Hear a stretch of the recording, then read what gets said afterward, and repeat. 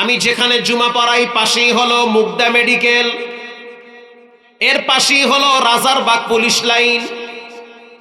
তো পুলিশের বক্তব্য, সেই পুলিশ এখনো আমার মসজিদে জুমা পড়ে। আমি প্রায় 5 বছর আগে যখন প্রথম জুমার খেদমত নিয়েছি জিলপারে, তো নামাজের পরে মুসল্লিরা সাধারণ খতিবের সাথে দেখা করে, দোয়া চায় আবার দোয়া দেয়। তো একজন দেখলাম অনেক বড় দাড়ি, মজার বিষয় হলো লম্বা একটা জুব্বাও দেখলাম। আমি প্রথমে মনে করছি হয়তো আশেপাশে অনেক মাদ্রাসা, কোনো বড় হুজুর হবে। আমি বললাম, ওস্তাদ আপনি কোন মাদ্রাসায় পড়ান? সে জবাব দিল, হুজুর আমি পুলিশে চাকরি করি। আমি অবাক হয়ে গেছি, পুলিশে চাকরি করে, লম্বা জুব্বা, আবার মুখে দাঁড়িয়ে আছে। কোথায় থাকেন? ভাড়া। হুজুর ভিতরে থাকি, নন্দীপাড়ার থেকে একটু ভিতরে, কারণ শহরের ভিতরে থাকলে ভাড়া বেশি লাগে, আমার অত টাকা নাই। আমি বললাম, এই পরিবর্তন কিভাবে? সে উত্তর দিল, রবের একটা কুদরত দেখা রব আমার কলিজার ভিতরে রবের ভয় বাড়ায় দিছে। আমি বললাম, রবের কি কুদরত দেখলেন? সে জবাব দিল, হুজুর খিলগাঁও ফ্লাইওভারের নিচে আমি ডিউটিরত অবস্থায় ছিলাম, দাঁড়ায় দাঁড়ায় ডিউটি করতেছি। তিনি একজন এসআই মানুষ। তো আমার সামনে দিয়া মন্ত্রীর গাড়ি যাবে, রাস্তায় আটকায় রাখা আর এক রাস্তা ছাড়তে হবে। আমার ডিউটি হলো রাস্তা ক্লিয়ার রাখা। মন্ত্রী সাহেব চলে গেল, আমি দাঁড়ায় আছি। আমার পিছনে হলো চায়ের দোকান। ফ্লাইওভারের নিচে চায়ের দোকান থাকে না? চায়ের দোকান পিছনে। একেবারে ফ্লাইওভার ঘেঁষে বড় বড় অ্যাপার্টমেন্ট। যখন আপনি তালতলা দিয়া যাবেন, ফ্লাইওভার দিয়া তাকায় দেখবেন ডানে বামে বড় বড় অ্যাপার্টমেন্ট দাঁড়ায় আছে। আবার কারো নিজস্ব বাড়ি, 4 তলা 5 তলা 6 তলা বাড়ি। হুজুর আমি যখন দাঁড়ায় আছি, আমি সিদ্ধান্ত নিলাম চা খাওয়ার পরে আমি অফিসে যাব। ইন দি মিন টাইমে আমি একটা আওয়াজ পাইছি, মনে হচ্ছে দূর থেকে কে যেন একটা বস্তা ফালাইছে। আওয়াজটা পাওয়ার সাথে সাথে যখন আমি বামের দিকে মাথা ঘুরাইলাম, পিছনের দিকে তাকায় দেখলাম একটা বাচ্চা 5 তলার বিল্ডিং ছাদ থেকে নিচে পড়ে গেছে। আমি দৌড়ায় কাছে গেলাম। আশ্চর্য বিষয় হলো, কাছে গিয়া দেখলাম বাচ্চা আবার দাঁড়াইয়া একা একা পা দিয়ে হাঁটতেছে। আমি অবাক হয়ে গেলাম, এতটুকুন বাচ্চা কেমনে হাঁটতে পারে?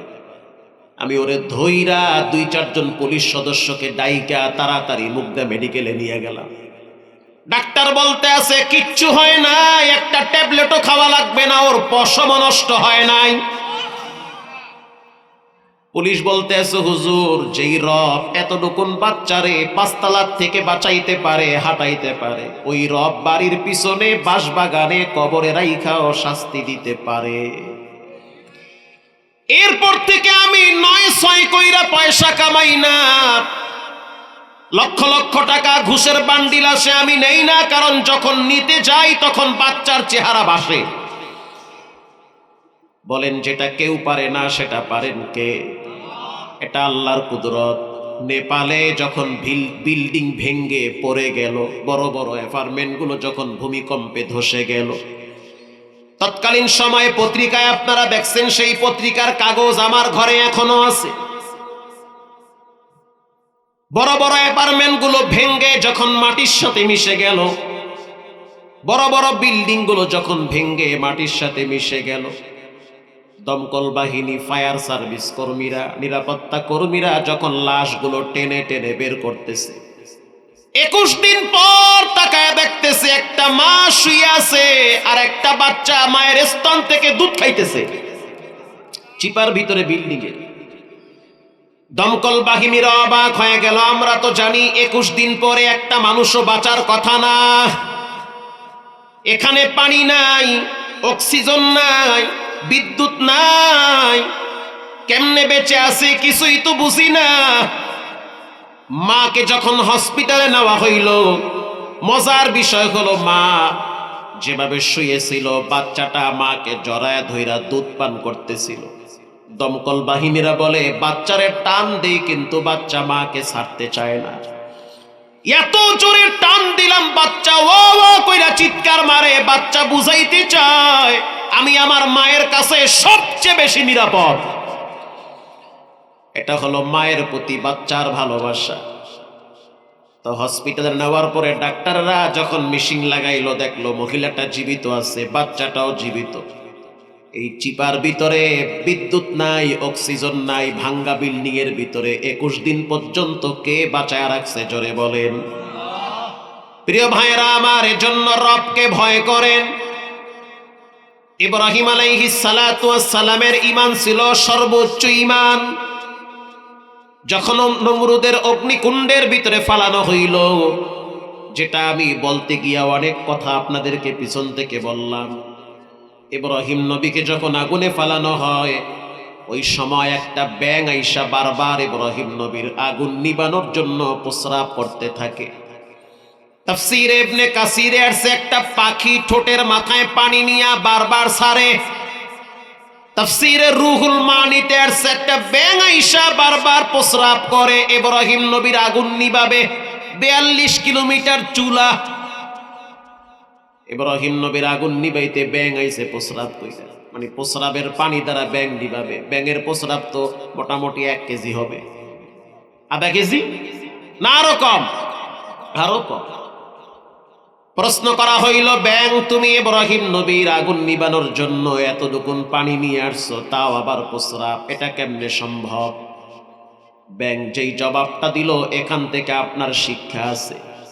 ব্যাঙ জবাব দিল, আমি জানি আমার এই ছোট্ট অল্প পানির দ্বারা ইব্রাহিম নবীর আগুন নিববে না, কিন্তু আমি আমার রবকে দেখাইতে চাই আমি ইব্রাহিম নবীর পক্ষে, দ্বীনের পক্ষে আছি, এজন্য বারবার লাভ দে। আল্লাহু আকবার, জোরে বলেন। প্রিয় ভাইরা আমার, এজন্য দ্বীনের পক্ষে থাকা লাগবে, তাওহীদের পক্ষে থাকা লাগবে, ঈমানের পক্ষে থাকা লাগবে। মুমিনের হাসিটাও নেকি, কান্নাটাও নেকি, মুমিনের গলার আওয়াজটাও সওয়াব, ঠিক না বেঠিক? আল্লাহ রাব্বুল আলামিন বলেন, ফাআম্মা মান তাগা, সীমা লঙ্ঘনকারী হইও না, ওয়া আসারাল হায়াতাদ দুনিয়া, দুনিয়াকে প্রাধান্য দিও না। ছোটবেলায় তো এক সময় আমরা লেখাপড়ার ফাঁকে ফাঁকে খেলাধুলা করতাম, আর এমন যুগ চলতে আছে, এই যুগে খেলাধুলার ফাঁকে ফাঁকে বাচ্চারা লেখাপড়া করে। আমরা যখন ছোট আসলাম তখন খেলাধুলা কি বেশি করতাম না লেখাপড়া বেশি করতাম? লেখাপড়া বেশি, খেলাধুলা ফাঁকে ফাঁকে ওই শুক্রবার কবে আইবে এই চিন্তায় থাকতাম। আর এমন যুগ চলতে আছে, লেখাপড়ার ঘরে আগুন লাগায় সারা দিন পাবজি, ফ্রি ফায়ার, টিকটক নিয়ে হইয়া থাকে। সেই সময় চলতেছে। শয়তানে যদি কেউরে কামড়ায়, কাম থইয়া আকাম করে। টিকটক বানাইতে গেছে মাইয়া আর পোলা দুইজনে মিললে, টিকটক বানাই না, জায়গা পায় না, রেল লাইনে গেছে টিকটক বানাই। টিকটক বানাইতে গিয়ে ট্রেনের চাকার নিচে গেছে। টিকটক বানাই না, জায়গা পায় না। ওই যে কইলাম না, যার কাম নাই হে করে আকাম, যার কাম নাই হে কি করে? আকাম করে। আমরা তো কাম করছি, লেখাপড়া করছি, খাওয়ারও টাইম পাই না। যে যতটুকুন পানিতে নামে অতটুকুন ভিজে, যতটুকুন কষ্ট করে অতটুকুন ফল পায়। সারাদিন বাবার হোটেলে থাকে আর বাবার টাকা নিয়ে হুন্ডায় তেল ভইরা মেয়েদের পিছনে ঘুরে, এরকম একদল যুবক আছে। মায়ের ঘরের চাউল বিক্রি করে মোবাইলে এমবি ভরে পাবজি আর ফ্রি ফায়ার নিয়ে ব্যস্ত থাকে। এদের পরিণাম এক সময় কি হবে জানেন? আল্লাহ না করুক, না হোক, দোয়া করি, কিন্তু পরিস্থিতি এমনই হয়। এদের ম্যাক্সিমাম পরিণাম এমন হয়, শেষ সময় ভিক্ষা করে খাওয়া লাগে। মানুষ ভিক্ষাও দিতে চায় না। কিন্তু নড়াইলে ওয়াজে গেছি তো পিছনে খাড়ায় একজন কইতে আছে, হুজুর আমারে কিছু সাহায্য করেন সবার কাছ থেকে নিয়ে। সভাপতি ধমক দিচ্ছে, যা।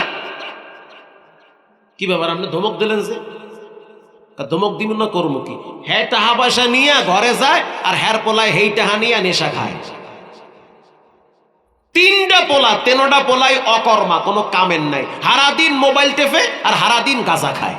এই টাকা উড়াইয়ে করবে কি? আছে না নাই? অভাব। এই কুড়িগ্রাম ওয়াজে গেছি বুরিঙ্গামারি। বুরিঙ্গামারি একটা থানার নাম। শাপলা চত্বরে বয়ান করলাম, তো ওসি সাহেব বলতে আছে, এই ওসি আছে না পলাইছে আল্লাহ জানে, আর কয়েক বছর আগের কথা, অত তাহার কথা না, অত পলাই নেই কথা। যে পরিমাণ খাইছে, ওরে খাওয়া মানে খাইতে খাইতে পুরা ড্রাম বানাই হেলাইছে শরীরটারে, জম্মের খাওয়া খাইছে। পরে হনি বলে না এলাকায় কুম্মে গেছে আল্লাহ জানে। তো ওসি সাহেবের বক্তব্য, হুজুর যুবকদেরকে নিয়ে কিছু অষ্টস কইরেন। খুব ভালো কথা করল। মহল্লায় এমনও যুবক আছে সাপের লেজ দইরা টিকটক বানায়। সাপ আছে না সাপ, সাপের লেজ দইরা ঘুরায়, আর একটারে কয় তুই ভিডিও কর। কেমন শয়তানে কামড়াইছে চিন্তা করে। শয়তানে যদি কামড় না দেয় হে লেজে হাত দেবে কা? এরকম ঘুরাইতে আছে, আর একজনে ভিডিও করতে আছে। ভিডিও করে লাভ কি? আরে ফেসবুকে ছাড়লে তো সবাই দেখবে সাপের লেজ ধরে ঘুরায়, এ তো একটা হিরো হয়ে গেছে গা। তো সাপের লেজ ধরে ঘুরাইতে ঘুরাইতে সাপ তো ঘুরতে ঘুরতে মোটামুটি অজ্ঞান। সাপ চিন্তা করে আমি দেশে আছি না ইন্ডিয়ায় আছি, এত ঘুরায় কেন? আপনি তো আসতে আসে নদীতে তো খবর হয়ে গেছে। ঘুরাইতে ঘুরাইতে মোটামুটি শেষ। সাপ কিন্তু মনে নাই বং ধরছে। মানুষ যখন বেশি অতিরঞ্জিত করে তখন রবের ধরাটা হঠাৎ হয়। বেশি আনন্দ করলে বেশি কান্দা লাগে। এ মেয়া গত সপ্তাহে হনেন নাই কুমিল্লায় ইলেটগঞ্জে 7 জন মরছে। ইলেটগঞ্জে ফজরের টাইমে 7 জন মারা গেছে, এক জায়গায় জায়গায় শেষ, মনে হয় কোরবানি হয়ে গেছে। এর ভিতরে 5টা আসলে কক্সবাজার থেকে ঢাকায় আসতেছে। ব্যাগের ভিতরে শুটকি। প্রশাসনের বক্তব্য ব্যাগের ভিতরে শুটকি, 7টা লাশ পাহারা দিতে আছি। এর ভিতরে এমনও লাশ আছে যার কানে হেডফোন লাগানো, মোবাইল ছিটকে ভুট্টা খেতে গেছে। পুলিশ বলতে আছে হুজুর মোবাইলের দিকে তাকায় দেখলাম গান চলতেছে, অথচ মোবাইলের মালিক মারা গেছে। বাসে উঠলে মানুষ মোবাইলে গান চালাইতে চালাইতে হনতে হনতে যায় না, তো ইয়ে তো ঘটছে। মাওলার কুদরতি খেলা কেনা ঠেয়াইবে। এদিকে গান চলতে আছে, ওদিকে হেডফোন কানে, এদিকে তো মরছে। এটাই তো জীবন। ভাই তুমি বাসে উঠছো, ওঠার আগে দোয়া পড়ো, 2 রাকাত নামাজ পড়ো, আল্লাহর কাছে ইস্তেগফার করো, দোয়া পড়ো, সুন্দর একটা দোয়া পড়ো, সুবহানাল্লাযী সাখখারা লানা হাযা ওয়া মা কুন্না লাহু মুকরিনিন 7 বার পড়ো। কারণ বর্তমান যে উল্টাপাল্টা গাড়ি আর যা উল্টাপাল্টা যায়, মরা তো নাহের দ্বারে ঘোরে, ঠিক না ভাই? ঠিক। দোয়া পড়েন, এশারের নামাজ পড়েন, ইস্তেগফার পড়েন 100 বার, কারণ সকাল হওয়ার আগে পরকাল হতে পারে। প্রত্যেক দিন টাঙ্গাইল রোডে কম বেশি গাড়ি অ্যাক্সিডেন্ট করে, প্রায় দিন। আমি না হইলেও সপ্তাহে 6 বার যাই এই রোডটা দিয়ে, 6 বার। আমার বেশিরভাগ মাহফিল ওই পারে, সিরাজগঞ্জ, উল্লাপাড়া, বেলকুচি, বগুড়া, ওদিকে টাঙ্গাইল, এলেঙ্গা পেলেঙ্গা যা আছে ওই সাইডগুলোয়। তা আমি তো দেখি প্রায় সময় রাস্তায় লাশ পড়ে থাকে। তো সাপের লেজ ধরে ঘুরাইতে আছে, কোন কথা কোন দিকে যাই, ঘুরাইতে ঘুরাইতে সাপ তো গেছে মরে, অত মরে নাই, বং ধরছে। আচ্ছা লেজ পর্যন্ত গেছো, থাক, শয়তান আবার একটা কামড় দিছে। শয়তান হয়েছে মনে শয়তান। হে এখন সাপের কল্লায় হাত দিছে, এরকম হাত দিছে কল্লায় হাত দিয়ে কইতে আছে, কল্লাটা তো অনেক সুন্দর, তুমি ভিডিও করো, আমি সাপের মাথার উপরে চুমা খাই। পত্রিকা আসছে, কর্তব্য পত্রিকা আসছে, সেই পত্রিকার আমার কাছে এখনো কাট করা আছে। সাপের মাথায় গেছে চুমা খাইতে, সাপ চিন্তা করে তুই খাবি কি, তোরে আগে খাইয়া দিয়ে আমি, ফস করে মারছে, হেলে জায়গায় শেষ। যার কাম নাই, আমাকে বরিশালে ভাষায় কয় হে করে আকাম। কোনো কাম নাই, খালি আকাম, কোনো কাম নাই। কিছু মুরব্বীকে এই ভূতে কামড়ায়। ওই কয় ঠিক। 4 দোকানে বইয়া হারা দিন বিড়ি, চা, টিভি আর দুনিয়ার রাজনীতির পচা আলাপ, নামাজ পড়বে না। আরো জোরে বলেন ঠিক না? ঠিক। শয়তান তো কামড়ায়, খালি পোলাপান গো, মুরব্বীকে তো কামড়ায়। মানে শয়তানে এমন কামড় দিছে, চেহারের লাগে ওই পাঞ্জামিরা টান্না ধরছে। মসজিদে আজান হয়েছে, ওঠেন মেয়ে যান না কা, লেডাইয়া বয়ে রয়েছে, আবার একটা বিড়ি, লরি না, কোনো গুরুত্ব নেই। ওই দোয়াটা পড়েন, হ্যাঁ পারে না, মরার সময় মানে কালেমাটাও মুখে আইতে চায় না। তাকবীর দেন, নারায়ে তাকবীর। এজন্য রব্বুল আলামিন বলেন ফাআম্মা মান তাগা, সীমা লঙ্ঘনকারী হওয়া যাবে না, ওয়া আসারাল হায়াতাদ দুনিয়া, দুনিয়া দুনিয়া নিয়ে যারা ব্যস্ত তাদের পরিণাম কিন্তু ভালো হবে না। ফেরাউন ছিল দুনিয়া নিয়ে ব্যস্ত, পরিণাম কিন্তু ভালো হয় না। নমরুদ, কামার, হামান, কারুন, ফেরাউন, সাদ্দাত দুনিয়া নিয়ে ব্যস্ত ছিল, পরিণাম ভালো হয় না। শুধু তাই না, আবু জেহেল, উতবা, সায়েবা দুনিয়া নিয়ে ব্যস্ত ছিল, শেষ পরিণাম মোটেও ভালো হয় না। আল্লাহ রাব্বুল আলামিন বলেন, ফাআম্মা মান তাগা, সীমা লঙ্ঘনকারী হওয়া যাবে না। ওয়া আসারাল হায়াতাদ দুনিয়া, দুনিয়াকে সামনে রাখা যাবে না। প্রত্যেকটা কাজ করতে হবে আল্লাহকে সন্তুষ্ট করার জন্য। নতুন ঘর বানাইছেন, জালনা কেন রাখতেছেন? উত্তর দিবেন, নিয়ত করবেন, জালনা এই জন্য রাখতেছি, জালনা খুইলা দিলে সূর্যের আলো ঘরে আসবে, বসে বসে কোরআন তেলাওয়াত করব। সুবহানাল্লাহ, আরো জোরে বলেন। ভাই, এই পাশের দরজা কেন রাখছেন? নিয়ত করবেন, মালিক দরজা এই জন্য রাখছি, দরজা খুইলা দিব, মসজিদের আজানের আওয়াজ আমার ঘরে আসবে। শুধু তাই না, রাস্তা দিয়া যখন হাঁটেন নিয়তকে সহি করবেন। মুমিনের কোনো কাজ খারাপ হতে পারে।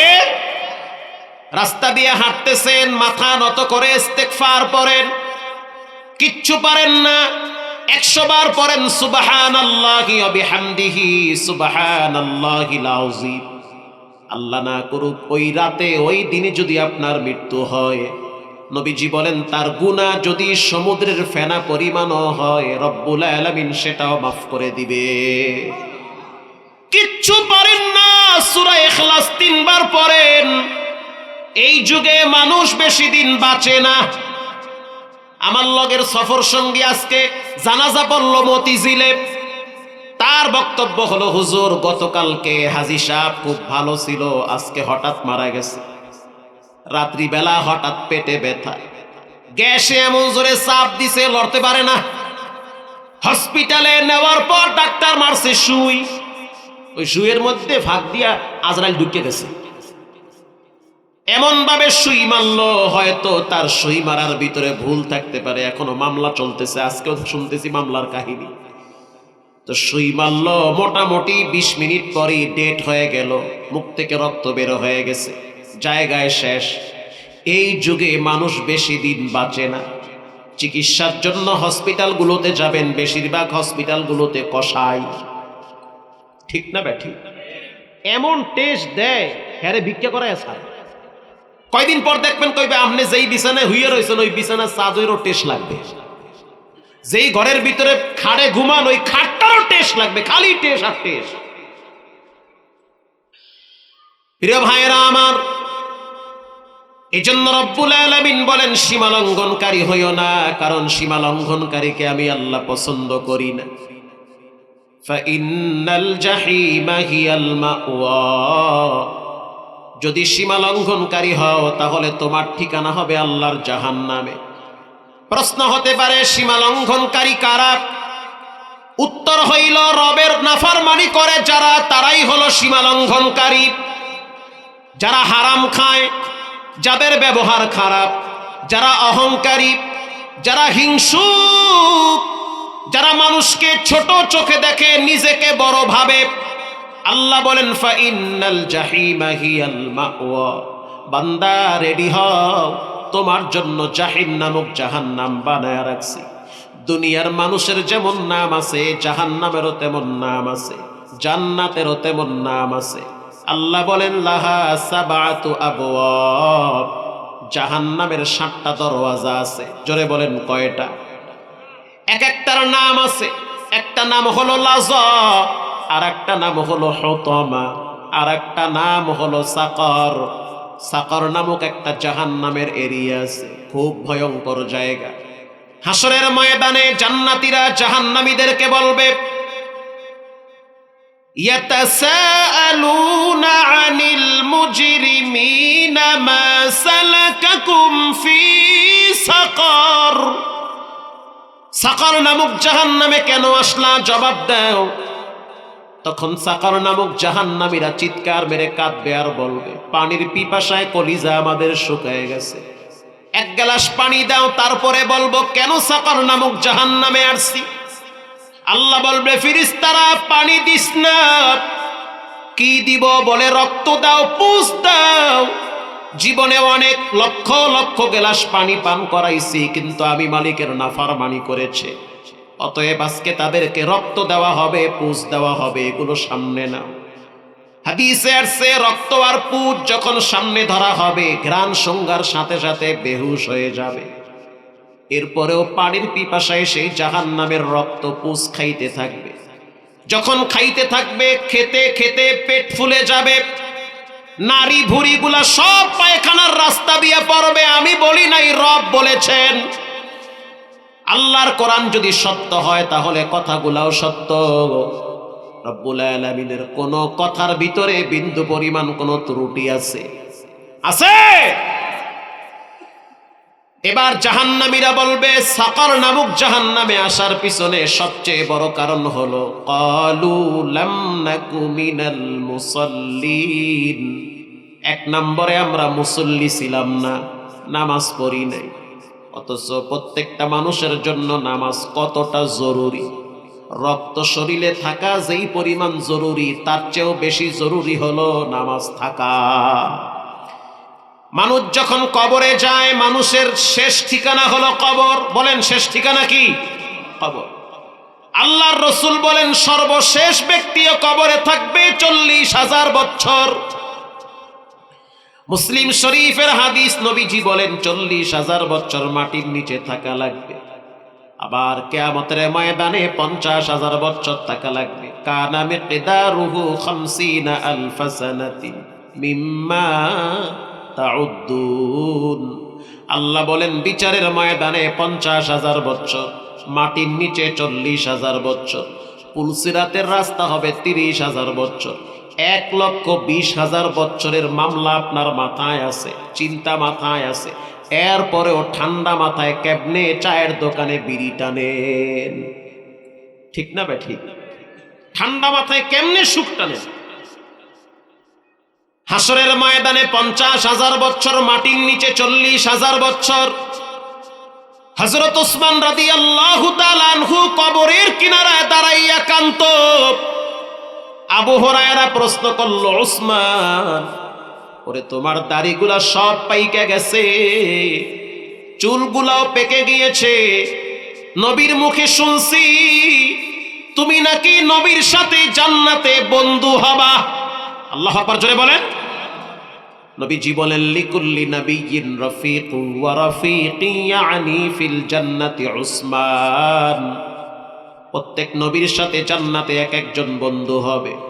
আর দুনিয়ার মানুষ শুনে নাও, আমি নবীর সাথে আমার জান্নাতে আমার দোস্ত, আমার বন্ধু হবে আমার জামাতা হযরত ওসমান। ওসমান এমন একজন সাহাবী, বিচারের ময়দানে সর্বপ্রথম ওসমানের পক্ষে কোরআন দাঁড়ায়া সুপারিশ করবে। সুবহানাল্লাহ, জোরে বলেন। ওসমান রাদিয়াল্লাহু তাআলা আনহু তিনি বসে বসে কোরআন তেলাওয়াত করতেছিলেন। মজার একটা সূরা তেলাওয়াত করতেছেন। তাহা মা আনজালনা আলাইকাল কুরআনা লিতাশকা ইল্লা তাযকিরাতাল লিমান ইয়াখশা। চমৎকার তেলাওয়াত করে ওসমান। তেলাওয়াতের ভিতরে মনে হইতেছে মুক্তা ঝরতেছে। আল্লাহর কোরআন পড়া মানে আল্লাহর সাথে নিরিবিলি বসে বসে ঠান্ডা মাথায় কথা বলা। হযরত ওসমান রাদিয়াল্লাহু তাআলা আনহু হাফেজে কোরআন ছিলেন। মারহাবা বলেন। প্রত্যেক জুমায় খুতবার ভিতরে খতিব সাহেবরা বলে, জিন্নুরাইনি উসমান ইবনে আফফান, নবীজির 2 কন্যা হযরত ওসমান বিবাহ করছে। নবীজি বলেন, যদি আমার আরো মেয়ে থাকতো আমি আমার মেয়েগুলারে ওসমানের কাছে বিয়া দিতাম। মারহাবা বলেন। এমন দামি সাহাবী হযরত ওসমান। মজার কথা বইলা ফেলাই, একজন ব্যক্তি নবীর কাছে গেছে সাহায্যের জন্য। নবীজি বলল, যাও তুমি ওসমানের কাছে, ওসমান বড় দানবীর, আমার কাছে যা ছিল আমি সব আল্লাহর রাস্তায় বিলীন করেছি, অতএব তোমার চাহিদা অনুযায়ী তোমাকে ওসমান দান করবে, তুমি তার কাছে যাও। মারহাবা বলেন। এবার ওই ব্যক্তি চলে গেল ওসমানের কাছে, গিয়া দেখতেছে হযরত ওসমান উটের পিঠে বসা আছে। উটের পিঠে বসে বসে খাবার খাইতেছে। দস্তারখানা বিছাইয়া খাবার খাইতেছে উসমান। একটা খেজুরের অর্ধেক টুকরা উটের পিঠ থেকে নিচে পড়ে গেছে। কথা বুঝতেছেন? এবার ওই ব্যক্তি পিছনে দাঁড়ায় দাঁড়ায় দেখতেছে, একটু পরেই তার কাছে হাত পাততে, ওসমান কিছু সাহায্য করেন, নবী পাঠাইছে আপনার কাছে। এখন দূর থেকে দাঁড়ায় দাঁড়ায় দেখতে আছে যে খানা খাইতেছে আর তার লোকমার ফাঁক দিয়া একটা খেজুরের একটু অংশ মাটিতে পড়ে গেছে। হযরত ওসমান উটের পিঠ থেকে নিচে নামছে, নামার পর ওই খেজুরের টুকরাটা পরিষ্কার কইরা আবার তিনি উপরে উঠা মুখে দিয়েছে। পিছনে যেই লোক দাঁড়ায় রয়েছে চিন্তা করতে আছে কোন বকিলের দ্বারে পাঠাইছে। খেজুরের 3 ভাগের 1 ভাগের একটু অংশ পইরা গেছে, ওইটা নেওয়ার জন্য আবার উটের পিঠ থেকে নিচে নামছে, নাইমা আবার পরিষ্কার কইরা আবার খাইছে। ওসমানের কাছে সাহায্য চায় নাই, চলে গেছে নবীর কাছে, গিয়া বলল রাহমাতুল লিল আলামিন কার কাছে পাঠাইছেন? সে তো দেখতেছি খেজুরের টুকরা পড়ে গেল, সেটাও পরিষ্কার করে মুখে দেয়। আল্লাহর হাবিব বলল ওসমান এমন একজন ব্যক্তি যিনি আল্লাহর কাছে অনেক প্রিয়, ওসমানকে নিয়ে সমস্ত আসমানে আলোচনা হয়। যাও তুমি আবার গিয়া তার কাছে চাও। এবার ওই ব্যক্তি গিয়া ওসমানের সামনে দাঁড়ায় বলল ওসমান নবী তোমার কাছে পাঠাইছে। বলার সাথে সাথে বলল কোনো টেনশন করিও না, চলে যাও তুমি সম্পদের গোডাউনের কাছে। গোডাউনের কাছে যখন গেল হযরত ওসমান দাঁড়ায় দাঁড়ায় বলল তোমার যেই পরিমাণ চাহিদা আছে গোডাউন থেকে নিতে থাকো। এবার ওই ব্যক্তি তার দিকে তাকায় বলতে আছে ওসমান আমি ভাবলাম কি আর দেখলাম কি, আমি তো আপনার কাছে একবার আসি নাই, এর আগে আরো একবার আসছি। প্রথমবার আইসা দেখলাম খাবারের টুকরা পইরা গেছে, উঠায় আবার খাইছে। হযরত ওসমান বলতে আছে শুনে না, এই খাবার কিন্তু পৃথিবীর কোনো মানুষ বানাইতে পারে না। এই খাবার বানানোর মালিককে। খেজুর গাছের ভিতরে মরুভূমির ভিতরে পানি নাই, আবার মাঝে মাঝে প্রচন্ড গরমের তাপ, এর ভিতরে রব্বুল আলামিন গাছে গাছে ডালে ডালে পাতায় পাতায় সুন্দর করে ফল ধরায়া দিছে। শুধু তাই না, এক একটা ফলের মূল্য এত বেশি, বর্তমান আমাদের দেশের স্বর্ণের মূল্য যেমন, ওই যুগে আরবে খেজুরের মূল্য ছিল তার চেয়েও বেশি। যার একটা খেজুর গাছ ছিল সে মোটামুটি ধনী মানুষ, সারা বছর তার সংসার চলে যেত। যেই খাবারটা নিচে পড়ছে ওই খাবারটা পরিষ্কার কইরা আমি খাইছি আমার জন্য না, রাসূল বলছে খাওয়া সুন্নত, এজন্য খাইছি। আর কেউ যদি সম্পদ অপচয় না করে রব্বুল আলামিন তার সম্পদে বরকত বাড়ায় দেয়। ওই ব্যক্তি বলল ওসমান তোমার সম্পদ লাগবে না, আমি চলে গেলাম রবের দরবারে, যা চাওয়া দরকার সব আমি আল্লাহর কাছে চাবো। কিছুদিন পর উটের পিঠে চইরা সম্পদের পাহাড় নিয়ে নবীর সামনে আসছে। আয়েশা বলল রাহমাতুল লিল আলামিন এই সম্পদগুলো আপনার কাছে আনছি, আপনি বিলি করে দেন। তুমি না কয়েকদিন আগে আসছিলা, তোমার না সহযোগিতার দরকার, এখন তুমি আবার সম্পদের পাহাড় নিয়ে আসছো। সাহাবী বলল হুজুর এরপর থেকে স্যান্ডেলের ফিতা ছিঁড়ে গেল আমি মানুষের কাছে চাই না, চাই একজনের কাছে। চিৎকার মেরে বলেন তিনি হলেন কে? প্রিয় ভাইরা আমার, হযরত ওসমান এমন একজন ব্যক্তি বসে বসে তেলাওয়াত করতেছে আল্লাহর কোরআনের। এমন সময় মুনাফিকরা আয়েশা হযরত ওসমানের ঘাড়ের উপরে তরবারি দিয়ে আঘাত করেছে। হযরত ওসমান তেলাওয়াত করতেছিল মা আনজালনা আলাইকাল কুরআনা লিতাশকা। এটা পড়তে পড়তে তিনি কাইদে পড়ছে, তার রক্ত ছিটকে গিয়ে কোরআনের পাতায় পাতায় লাগছে। বিচারের ময়দানে কোরআন সর্বপ্রথম ওসমানের পক্ষে দাঁড়ায় সাক্ষী দিয়ে বলবে মালিক ওসমান কোরআন পড়তেছিল, পিছন থেকে মুনাফিকরা আয়েশা তরবারি দিয়ে আঘাত করে শহীদ করেছে, তার রক্ত কোরআনের অক্ষরে লাগছে। আমরা হাসরের ময়দানে তার পক্ষে সুপারিশ করার জন্য দাঁড়ায় গেলাম। আল্লাহর রাসূল বলেন আসসিয়ামু ওয়াল কুরআন ইয়াশফাআনি লিল আবদি ইয়াউমাল কিয়ামাহ। কিয়ামতের দিন কোরআন এবং রোজা বান্দার পক্ষে সুপারিশ করার জন্য দাঁড়ায় যাবে। মারহাবা বলেন। এজন্য যার সামর্থ্য কম সে যেন প্রত্যেক দিন একটা সূরা হলেও তেলাওয়াত করে। কেউ যদি মনে করে আমি অনেক ব্যস্ত আছি, সে যেন অন্তত পক্ষে সূরা ইখলাসটা পড়ে। নবীজি বলেন 3 বার পড়ার সাথে সাথে অ্যাকাউন্টে 30 পারা কোরআনের নেকি জমা হয়ে যাবে। কেউ যদি মনে করে আমি কিছুই পড়তে পারি না, আমি ব্যস্ত থাকি, বিজনেসম্যান, আমার অনেক কাজ আছে, আমি কর্মব্যস্ততায় সময় কাটায় দেই, আমি বলবো ভাই দুনিয়ায় চলতে যেমন আপনার টাকার দরকার আছে, হঠাৎ যদি মারা যান ওই কবরে আপনার তো নেকির প্রয়োজন সবচেয়ে বেশি হবে। হযরত ওসমান দাঁড়ায় দাঁড়ায় অজর ধারায় কাঁদে।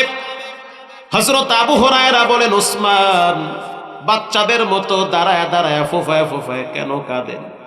হযরত ওসমানের চোখের পানি বায়া বায়া দাড়ি ভিজে, জামা ভিজতেছে। হযরত ওসমান বলতে আছে, কবর হলো মানুষের জন্য প্রথম ঘাঁটি। দুনিয়ায় মানুষ চলতে গেলে মানুষ মানুষের পাশে থাকে, কিন্তু কবরে যাওয়ার পর মানুষকে একাই থাকা লাগে। নবীজি বলেন 3টা জিনিস তার সাথে কবর পর্যন্ত যায়। তার সম্পদ তার সাথে কবর পর্যন্ত যাবে, বাট কবরের ভিতরে যাবে না। তার পরিবারের সদস্যরা, আত্মীয় স্বজন কবর পর্যন্ত যায়, কিন্তু কবরের ভিতরে যাবে না। আল্লাহর নবী বলেন কবরের ভিতরে যাবে নেক আমল। আমি কবরের চিন্তায় কাঁদি, কি উপায় হবে আমার কবরে? ওসমানের মতো ব্যক্তি যদি কবরের ডরে কান্দে, তো আপনার আমার উপায় কি হবে? হযরত ওসমান বলেন কবরে থাকা লাগবে 40,000 বছর। শুধু তাই না, কবর কারো জন্য জান্নাত, কারো জন্য জাহান্নাম, কারো জন্য জান্নাত, কারো জন্য জাহান্নাম। নবীজি বলেন কেউ যদি নেক আমল নিয়ে কবরে যায়, কেউ যদি ইখলাস নিয়ে কবরে যায়, কেউ যদি পর উপকারী হয়, কেউ যদি মানব সেবার কল্যাণে কাজ করে, কেউ যদি মানুষের জন্য কাজ করে, তার জন্য কবরটা হবে জান্নাতের বাগান। মারহাবা বলেন। আবার যদি কেউ নাফরমান হয়, কেউ আল্লাহর অকৃতজ্ঞ হয়, কেউ রাসূলের দুশমন হয়, কারো ভাষা যদি খারাপ হয়, কথায় কথায় গালি দেয়, হাসতে হাসতে গালি দেয়। আমি অনেক যুবক দেখছি হাসতে হাসতে গালাগালি করে, হাসতে হাসতে বন্ধু বন্ধুর মা বাবা তুলে গালি দেয়। আছে না নাই? আল্লাহর কসম দিয়া বললাম রেডি হও, তোমার তো দোকানে কাপড়ের কাপন হয়তো চলে আসছে, বেশি দিন বাঁচবা না, সময় কম। নবীজি বলেন কবর হবে কারো জন্য জাহান্নামের গর্ত, আও হুফরাতুম মিন হুফারিন নার। কবর এমন একটা জায়গা যেখানে যাওয়ার পর 2 জন ফেরেশতা আসবে। নেক আমল নিয়ে যেতে না পারলে 2 ফেরেশতা আসবে, একজনে কানে শোনে না, আর একজনে চোখে দেখে না। যে কানে শোনে না তারে যদি আপনি 1000 বার বলেন ভাই মুই কিন্তু শুক্রবারে নামাজ পড়ছি, মরে মারিস না, হে কি শুনবে? হে কইবে তুই মনে কর আমি মনে করতে আছি, তুই বুঝি আরে বেশি মারতে কও, এ তো কানই শুনে। আপনি যদি হাত দিয়া বুঝান যে ভাই আমারে মাফ কইরা দাও, কানা ফেরেশতা তো চোখেই দেখে না, চোখেও দেখবে না, কানেও শুনবে না। 2 জন ফেরেশতা আল্লাহ কবরে পাঠাইবে। কিতাবে পড়ছি জয়ীফ হতে পারে, আবার শক্ত হতে পারে। 2 জন ফেরেশতা আল্লাহর কাছে বলেছিল, আল্লাহ কেমনে আপনার বান্দারে আমি পিটাবো, কেমনে শাস্তি দিব? ওরা তো চিল্লাবে, কান্নাকাটি করবে। আল্লাহ বলবে কান্নাকাটি করলে কানে শুনবি না, কানের পাওয়ার আমি নষ্ট করে দিব, চিল্লাইলেও শুনতে পারবি না, মায়া দয়াও লাগবে না। আরেক ফেরেশতা বলতে আছে রব্বুল আলামিন মানুষের কাছে আপনি পাঠাবেন শাস্তি দেওয়ার জন্য, জাহান্নামের গুরজু নিয়ে যে আমি আঘাত করব, ও আমার দিকে যখন মায়াবী চোখ দিয়ে তাকাবে তখন তো আমার মায়া লাগবে। আল্লাহ বলবে তোমার চোখের পাওয়ার আমি দিব না, তুমি দেখতে পারবা না, তুমি কানে শুনবা না, তুমি দেখতে পারবা না, শাস্তি যা দেওয়ার দিতে থাকবা, কারণ তোমাদের চাইতে আমি রব বান্দারে দুনিয়ায় বেশি ভালোবাসি। আল্লাহু আকবার বলেন। এত আদর করে ভালোবেসে বান্দারে বানাইছি, দুনিয়ার সবাই তারে তাড়ায়া দিছে, কিন্তু আমি রব তারে তাড়ায়া দেই নাই। আমার দরওয়াজা তার জন্য খোলা ছিল, কিন্তু আমার দিকে সে তাকায় নাই। সে দুনিয়াকে প্রচন্ড পরিমাণ ভালোবেসেছে, আমি রবকে মূল্যায়ন করে নাই। হযরত ওসমান বলেন মানুষের মৃত্যুর পর প্রথম ঘাঁটি হবে কবর। কবর যদি কারো জন্য ভালো ব্যবহার করে, বাকি সব ঘাঁটিগুলায় নাজাত পাওয়া যাবে। আল্লাহর নবী বলেন, শুনেন একটা হাদিস, দুই শ্রেণীর মানুষের কবরে সবচেয়ে বেশি আযাব হবে। এক নম্বরে যারা প্রস্রাব করে ঠিক মতো পবিত্রতা অর্জন করে না। আপনি কালকে মসজিদের খতিব সাহেবরে জিজ্ঞেস করবেন, হুজুর কুয়াকাটার ওই মাহমুদুল হাসান কি বলে গেছে, সত্য না মিথ্যা? রাসূল বলেন, দুই শ্রেণীর মানুষের কবরে সবচেয়ে বেশি শাস্তি হবে। তাদের কবরের চিৎকার পশু পাখি শুনবে, কিন্তু মানুষ শুনবে না। তাদের কান্নার আওয়াজ পৃথিবীর কেউ শুনবে না। তাদের চিৎকার মানুষ শুনবে না, জিনও শুনবে না, কিন্তু কুকুর, শুয়ার, ভেড়া, বকরি শুনবে। আল্লাহর রাসূল বলেন, যারা প্রস্রাব করে ঠিক মতো তাহারাত অর্জন করে না। অনেক মুসলমানের সন্তান আছে দাঁড়ায় দাঁড়ায় ব্রাশ ফায়ার করে, চেন খুললা ডাইরেক্ট মারে, মাররে মররা বাড়ি বুড়ি মাররা ভিতরে হান্দায় আবার টানে, পানিও নেয় না, টিস্যুও নেয় না। কি ভাই আছে না নাই? এটাও একটা স্টাইল। কত বড় নাফরমানি, দাঁড়ায় দাঁড়ায় বিড়ি টানে আর মতে। আর এক দল একা, হুজুর আমরা ভালো আছি কেমনে? আমরা বাথরুমে গিয়ে বইয়া বইয়া আগে আর বিড়ি খাই। আছে না নাই? যদিও খারাপ শোনা যায়, কিন্তু কথা তো বাস্তব। সাবধান। ওই যে একজনে কইছিল, হুজুর জান্নাতে বলে আল্লাহ সব দিবে। কহ দিবে? জান্নাতে যদি আল্লাহ সব দেয়, মদ দিবে। কহ আল্লাহ কোরআনেও কইছে ভালো মদ খাওয়াইবে, দুনিয়ার পচা পান্তা ভাতের মদ খাওয়াইবে না, দামি ব্র্যান্ডের মদ খাওয়াইবে, আল্লাহর জান্নাতের মদ। মারহাবা বলেন। ওইটা খাইলে মাতাল হবা না, বরং শক্তি বাড়বে, যৌবনের পাওয়ার বাড়বে। আর একজনে কয়, হুজুর জান্নাতে গেলে আমি যদি বিড়ি চাই, আল্লাহ কি বিড়ি দিবে? হুজুরও তো কম চালাক না, সে তো আর বোকা না, কোরআন হাদিস পড়ছে, বলে হ্যাঁ বিড়িও দেবে, কিন্তু বিড়ি ধরাইতে তো আগুন লাগবে, আগুন আনতে জাহান্নামে যাওয়া লাগবে। কি ভাই ঠিক না ভাই? ঠিক। জাহান্নামে গেলে তো চাপায়া ধরবে তোমার, জাহান্নাম তো তোমারে ছাইরা দিবে না। হযরত ওসমান রাদিয়াল্লাহু তাআলা আনহু বলেন, নবী বলেছেন, কবরে যাওয়ার পর দুই শ্রেণীর মানুষের কবরে সবচেয়ে বেশি শাস্তি হয়। নম্বরে যারা প্রস্রাব করে পানি নেয় না, প্রস্রাব করে টিস্যু নেয় না, ঢিলাও নেয় না। দুই নম্বরে যারা মানুষের গীবত করে, দোষ চর্চা করে, আছে না নাই? চায়ের দোকানে বসে বসে খালি আরেকজনের গীবত চলে। সাবধান। নবীজি বলেছেন, মাইয়াজমাল্লি মা বাইনা লিয়াহইহি ওয়া মা বাইনা রিজলাইন। বান্দা, তুমি যদি তোমার জিহ্বার লজ্জা স্থান হিফাজত করো, আমি নবী তোমাকে জান্নাতে নেওয়ার জিম্মাদার হয়ে যাব। লাঠির আঘাতের চেয়ে জিহ্বার আঘাতের পাওয়ার কম না বেশি?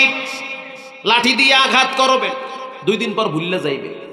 হাত সোজা করে একজনের মাথার নিচে 2টা বাড়ি মারবেন, 3 দিন পর গিয়ে বলবেন, ভাই পাও ধরছি, মাফ করে দাও, ভুলে তোমারে মারছি, মাফ করে দিবে। কিন্তু জিহ্বালারা যদি একদিন উল্টা পাল্টা বলেন, ওটা মরা পর্যন্ত মনে থাকে।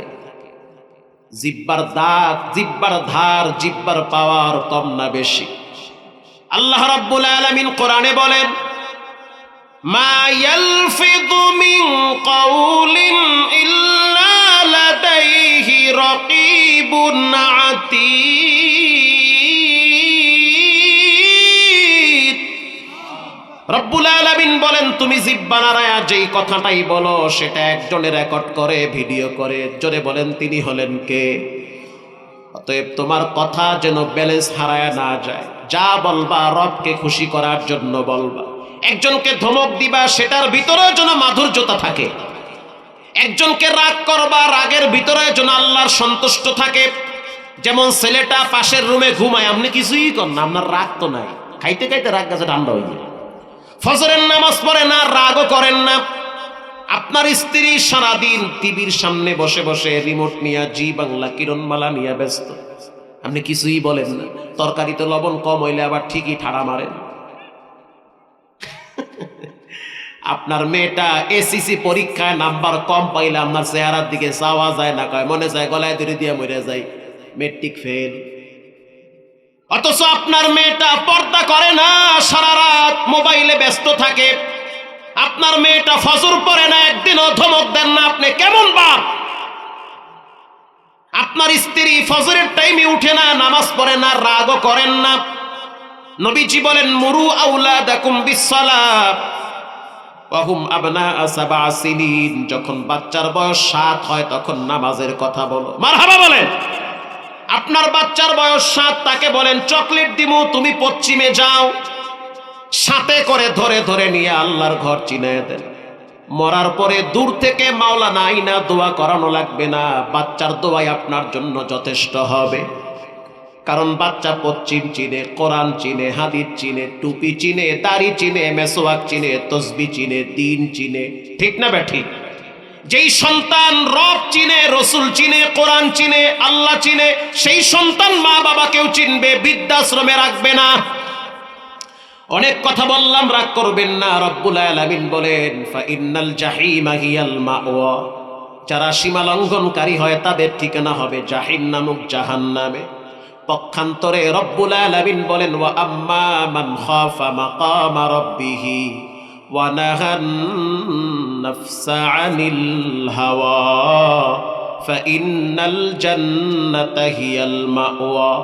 আল্লাহ বলে বান্দারে, যারা আমার সামনে দাঁড়াইতে ভয় পায়, আল্লাহর সামনে দাঁড়াইতে যারা ভয় পায়, এই ভয়ের কারণে যারা গুনাহ করে না, চাইলে টেবিলের নিচ দিয়ে কিছু খাইতে পারে, কিন্তু আল্লাহ দেখে এজন্য খায় না। চাইলে গোপনে একটা মেয়ের হাত ধরতে পারে, সুযোগ আছে, স্বাধীনতা আছে, তারপরেও ধরে না। জোরে বলেন একজনের ডরে, তিনি হলেন কে? আল্লাহ রাব্বুল আলামিন বলেন যারা আমার ডরে গুনাহ করে না, আমার সামনে দাঁড়াইতে হবে এই ভয়েতে যারা পাপ করে না, আল্লাহ বলেন ফাইন্নাল জান্নাতা হিয়াল মাওয়া, তাদের ঠিকানা হবে মাওয়া নামক জান্নাতে। সুবহানাল্লাহ বলেন। হারকে দারাত খাউফে হকদর দিল মাদাম, জান্নাতুল মাওয়া দেহাদুরা মাকাম জুজবা হকচি যে মোখাতিং সোজা ফজলে উআ মস্তে দর জুমলা জাহা গর্ব সুরা আদমি ইনসাবুদে আহমদ বু জাহালো হামনে কে সাবুদে আদবীরা আদমিয়ত লাজেমাস্ত ওদেরা গরজুনা বাশদ হয় জমা। বাহ্যিক সুরতের নাম মানুষ না, যার অন্তরে রবের ভয় আছে তাকেই বলা হয় মানুষ। মারহাবা বলেন। আমি ছোট্ট একটা ঘটনা আপনাদেরকে শুনাইয়া দোয়া নিয়া বিদায় নিব। স্পষ্ট হাদিসের ঘটনা, মিথ্যা নয়। হযরত ওমর রাদিয়াল্লাহু তাআলা আনহুর শাসন আমল চলতেছে। আল্লাহু আকবার বলেন। তার শাসন আমল চলতেছে হযরত ওমরের। হযরত ওমর নরম মানুষ না গরম মানুষ? নবীজি বলেন যেই রাস্তায় ওমর চলে সেই রাস্তায় শয়তান চলে না। শুধু তাই না, ওমরের মর্যাদা হযরত আবু বকরের পরে। ওমর হলো নবীর কাছে অন্যতম একজন দামি সাহাবী। নবীজি বলেন লাউ কানা বাদি নাবিয়্যান লাকানা উমর, নবীর পরে কেউ যদি নবী হইতো রব্বুল আলামিন হযরত ওমরকে নবী বানায়া দিত। আল্লাহু আকবার বলেন। হযরত ওমর রাদিয়াল্লাহু তাআলা আনহু ক্ষমতার চেহারে 10 বছর ছিলেন। বলেন কত বছর? ইন্তেকালের পর বিখ্যাত একজন সাহাবী মুআজ ইবনে জাবাল রাদিয়াল্লাহু তাআলা আনহু, আর এক বর্ণনায় আছে আব্দুল্লাহ ইবনে আব্বাস রাদিয়াল্লাহু তাআলা আনহু, 10 বছর পর স্বপ্নে দেখতেছে হযরত ওমরের শরীর থেকে ঘাম পড়তেছে। প্রশ্ন করল আমিরুল মুমিনিন, 10টা বছর পর্যন্ত আপনার সাথে দেখা সাক্ষাৎ নাই, 10টা বছর পর্যন্ত আপনারে দেখি নাই। হযরত ওমর বলতে আছে 10টা বছর জনগণের খেদমত করেছি, জনগণের সেবক ছিলাম। খেদমত করতে গিয়া 10টা বছরের হিসাব আল্লাহর কাছে দেওয়া লাগছে। দিতে দিতে দিতে দিতে কেবলমাত্র মুক্তি পেয়েছি। হযরত ওমর রাত্রিবেলা যখন চলতো তখন খালি পায়ে মহল্লায় হাঁটতো। কেউ যদি বলতো ওমর আপনার পায়ে কেন জুতা নাই, হযরত ওমর বলতো আমার পায়ের আওয়াজে যদি মানুষের ঘুম ভাঙে সেই জবাব আল্লাহর কাছে দেওয়া লাগবে। আর আমগো দেশের শাসক অবস্থা, রাত 10টা পর্যন্ত বক্সেডের ভিতরে গান বাজায় বাজায় ভোট চায়। কথা কর না, এমন জোরে পাওয়ার বাড়ায় মানুষ হাঁটতেও পারে না।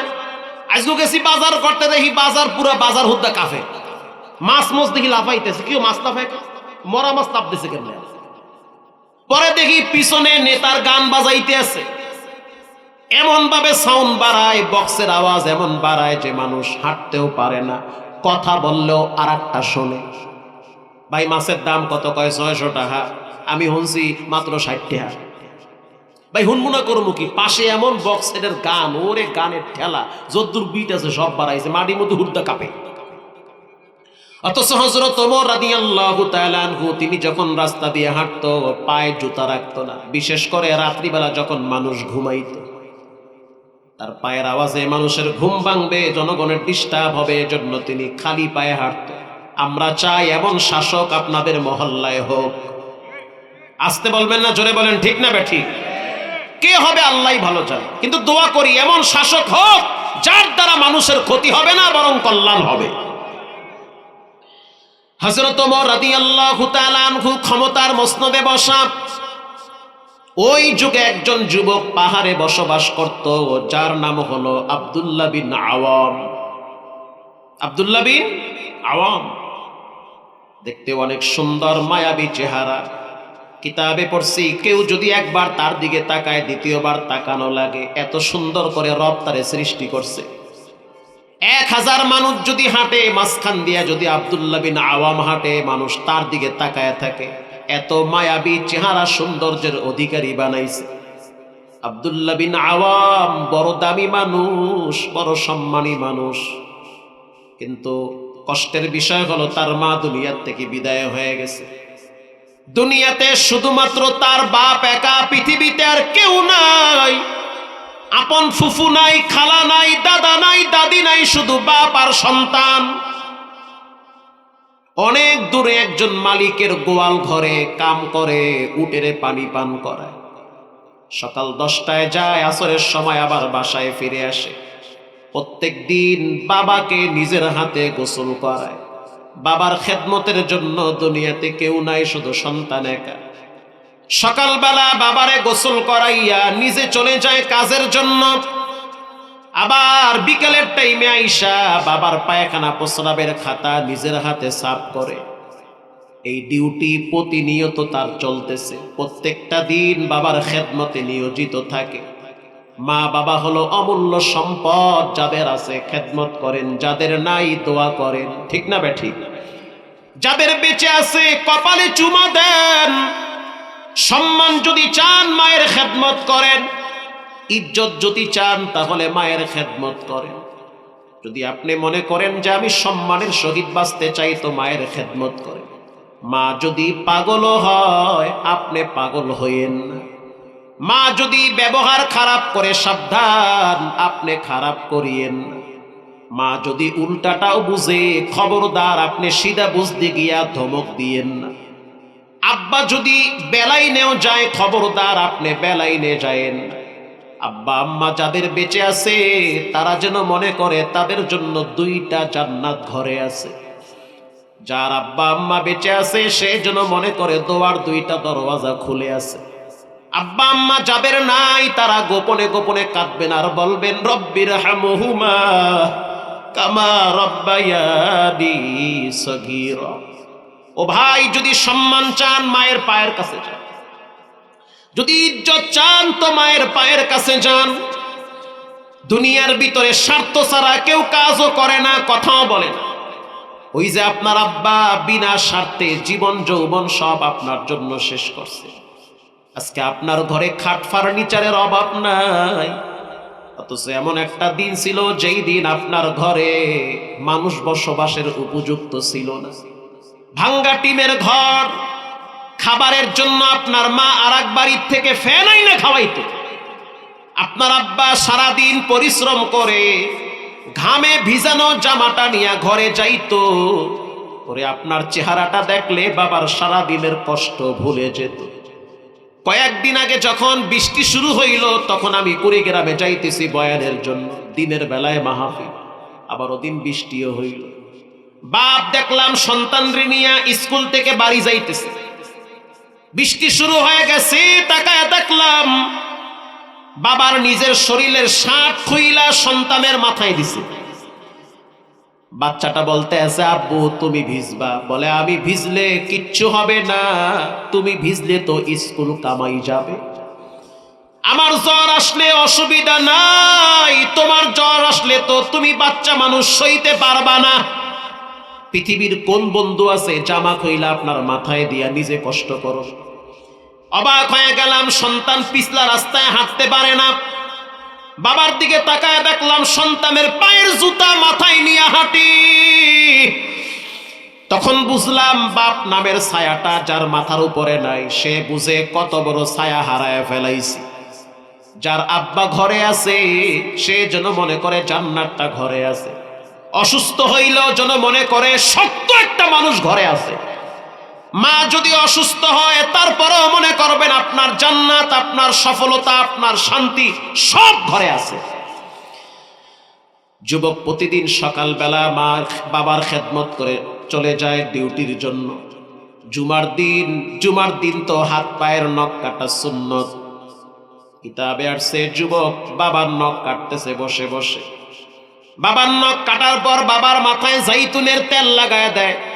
মা বাবা তো বেশি খেদমত লাগে না, একটু করলেই মা বাবা খুশি হয়ে যায়। আপনার স্ত্রীর যেই চাহিদা ওই চাহিদা কি আপনার মায়ের আছে?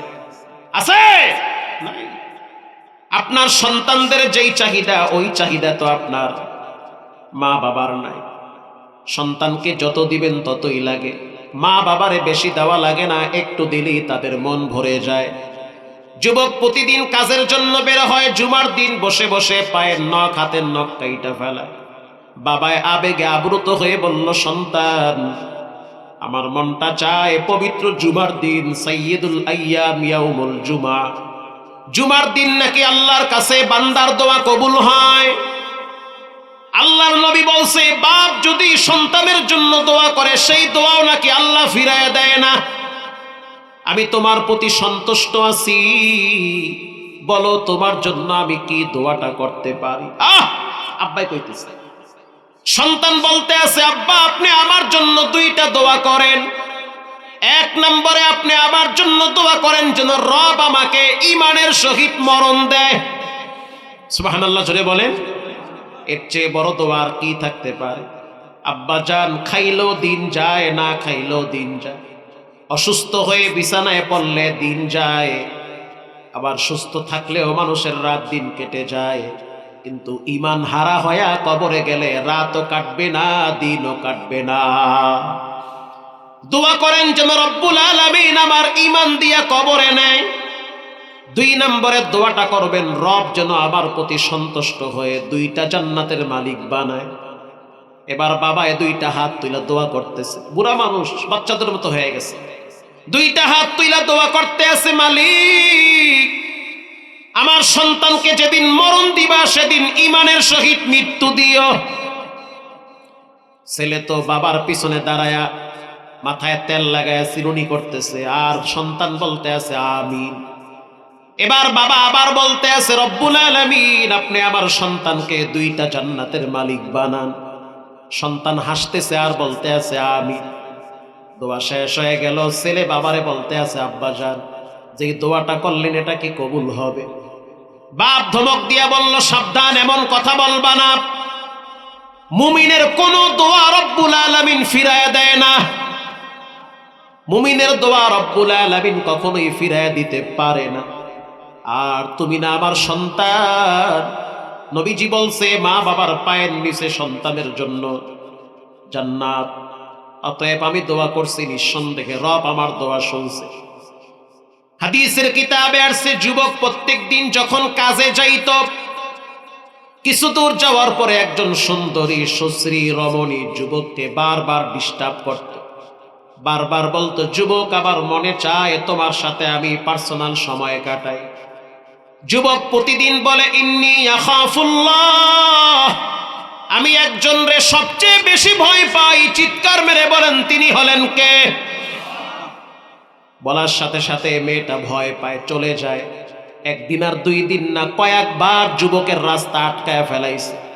যুবক আমরা বধূ মানুষ, বধূ মানি পাহাড়ি অঞ্চলে থাকি, সম্ভ্রান্ত ফ্যামিলির সন্তান, তোমার চরিত্র, তোমার আদর্শ, তোমার সৌন্দর্য আমাকে মুগ্ধ করেছে। আমি চাই তোমার সাথে পার্সোনাল সময় কাটাইতে। যুবক বলল, ইন্নী আখাফুল্লাহ, ওরে তুমি আমি যা কিছু করি আমার রব কিন্তু তাকায় আছে। খবরদার কোনো হারাম সম্পর্কে জড়াবার আগে রব যেন আমার মরণ দেয়। আমার এই দেহের ভিতরে কোনো পর নারী স্পর্শ করে নাই। আমার এই চোখ কোনোদিন পর নারী দেখা তৃপ্ত গ্রহণ করে নাই। আমার এই দেহটা কখনোই কোনো পর নারী স্পর্শ করে নাই। আমি আমার আব্বার অনুগত সন্তান। আমি আমার মাকে হারাইছি, নিজের হাতে মায়ের কবরে রাখছি। আমি যখন আমার মায়ের কবরে রাখছি, কবরের দৃশ্য দেখছি,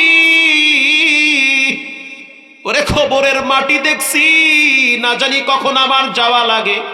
আমার মৃত মায়ের চেহারাটা চোখের সামনে ভাসে, দুনিয়ার রং তামাশা আমার ভালো লাগে। আমার মায়ের শোক আমি এখনো কাটাইতে পারি নাই।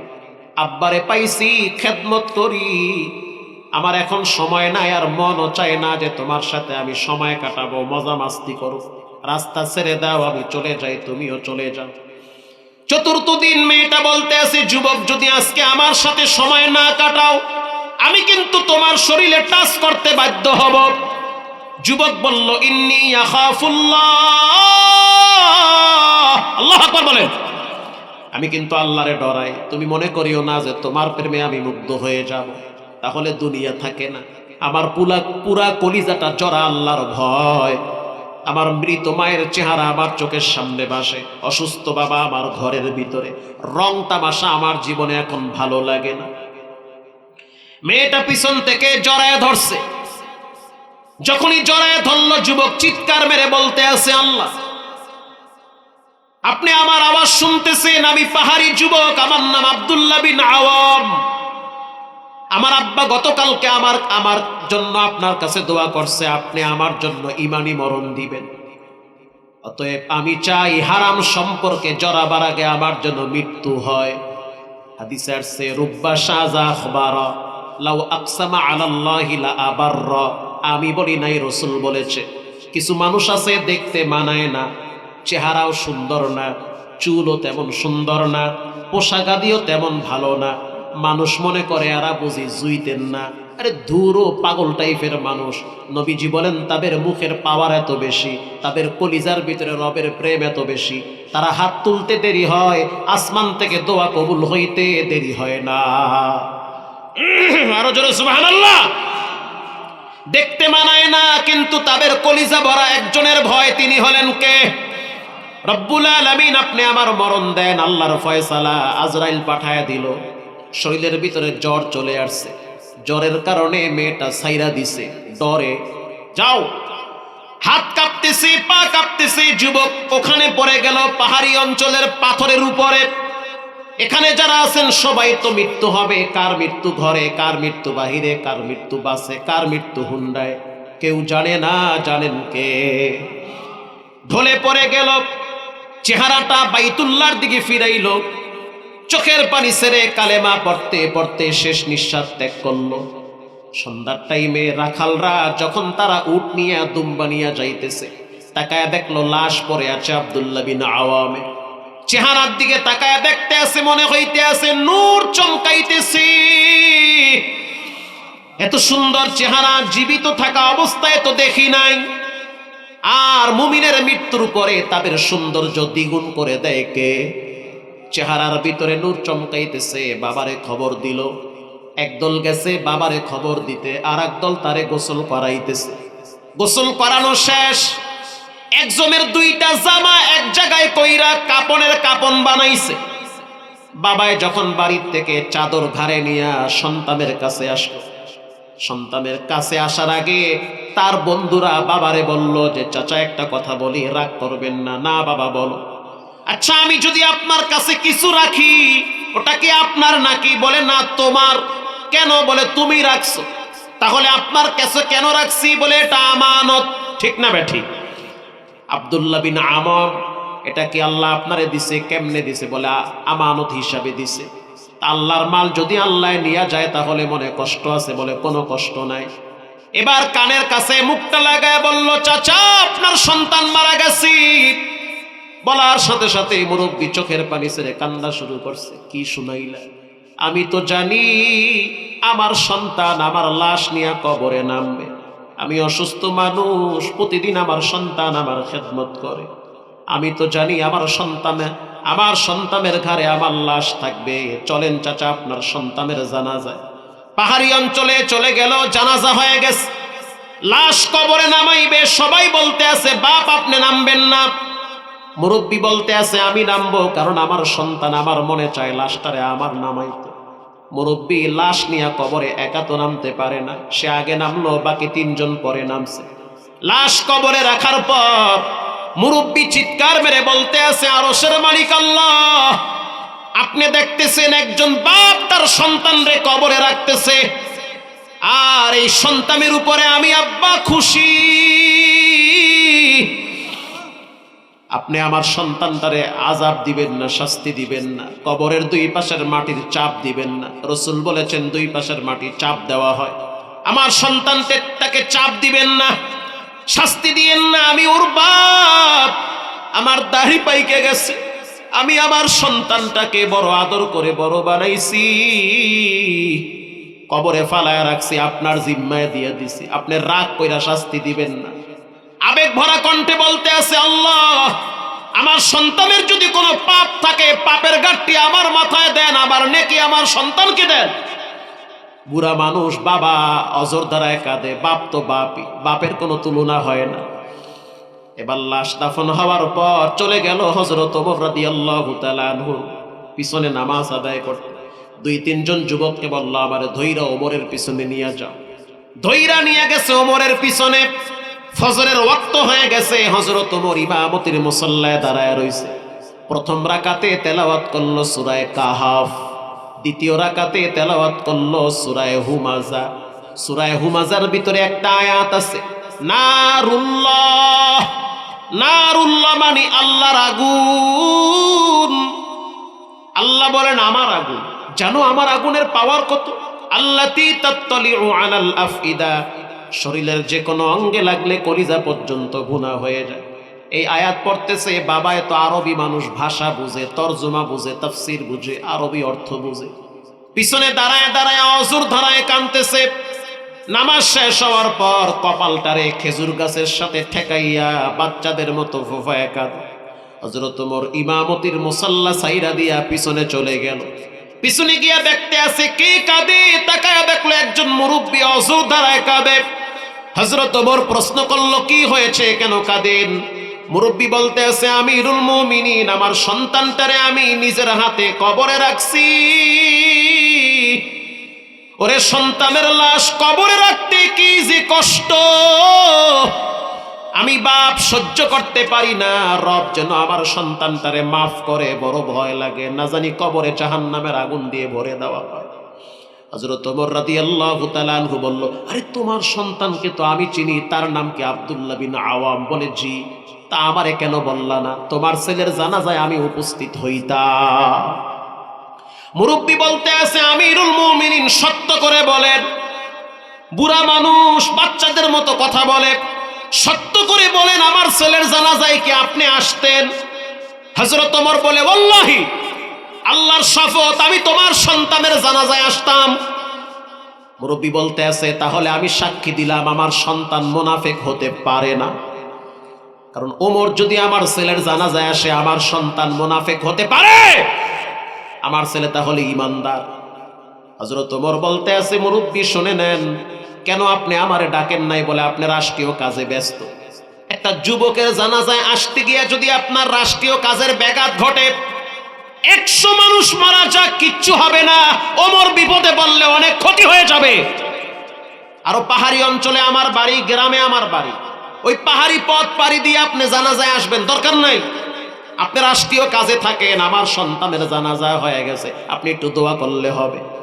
হযরত ওমর বলল, চলো ঘোড়ার পিঠে, উটের পিঠে উঠো, তোমার ছেলের কবরের পাশে দাঁড়ায় আমি দোয়া করব। আল্লাহু আকবার বলে। হযরত ওমর কবরের পাশে দাঁড়াইল।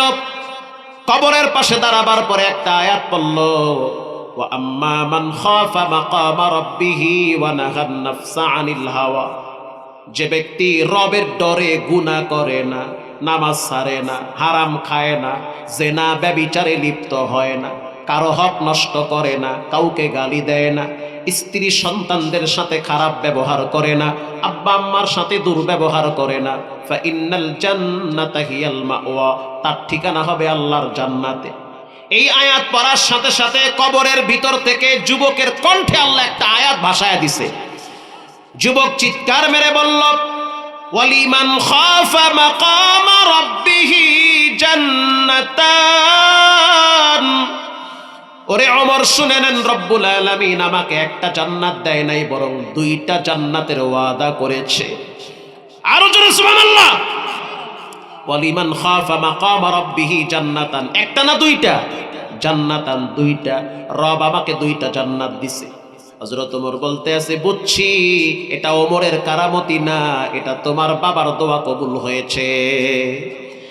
এজন্য যুবক ভাইয়েরা, যেই আয়াত তেলাওয়াত করলাম, আল্লাহর ভয় অন্তরে থাকতে হবে। নামাজ ছাড়া যাবে না, রোজা ছাড়া যাবে না, আব্বা আম্মার খেদমত ছাড়া যাবে না, জনগণের খেদমত ছাড়া যাবে না। আজ থেকে পাক্কা নিয়ত করে নেন, জীবনে হারাম খাবো না, মা বাবার সাথে বেয়াদবি করব না, কোনো মেয়ের সাথে অবাধ মেলামেশায় লিপ্ত হব না, কোনো মানুষের বিন্দু পরিমাণ বিপদ চাবো না। দিলটা যদি ভালো থাকে, তওবার নিয়াইতে খালিস দিলে দুইটা হাত আল্লাহকে দেখায় দেন। নারায়ে তাকবীর। আল্লাহ এই হাতগুলা কাবার গিলাফে লাগায় দেন, জোরে বলেন আমিন। হাত নামান। রঙ্গে তাকওয়া, পুরি সুবহানাল্লাহ।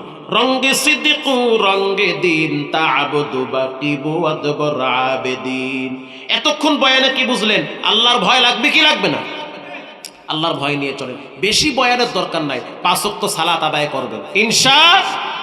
আব্বা আম্মার খেদমত করেন, প্রত্যেক দিন 5 টাকা হলেও দান করবেন।